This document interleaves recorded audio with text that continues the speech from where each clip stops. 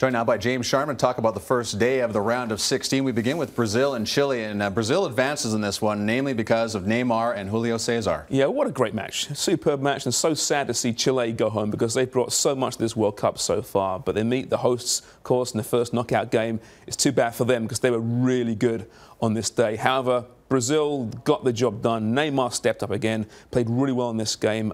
Didn't score a goal, of course, until the shootout, penalty shootouts. They're tragic for the losers, but what else do you do, I think? He steps up and a must-score spot kick, essentially, does it and then breaks down in tears. It shows the pressure this kid's under. You know, yes, he's so icy cool and cocky on the field, but the bottom line is he's under enormous pressure, and we saw that post-match. He's now actually got a thigh injury as well, so they are a bit concerned about that heading into the next match against Colombia. Julio Cesar, TFC fans have watched this guy all season. He's outstanding.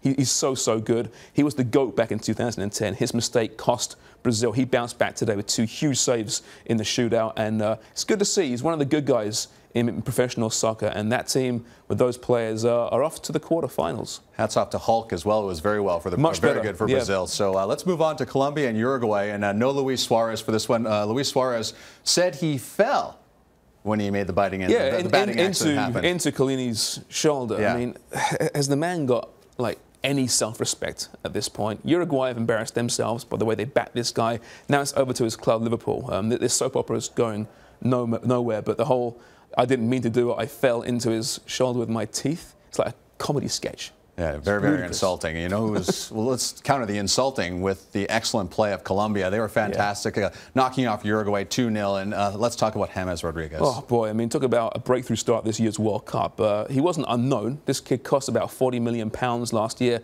moving to Monaco. He's known as being one for the future, but this good?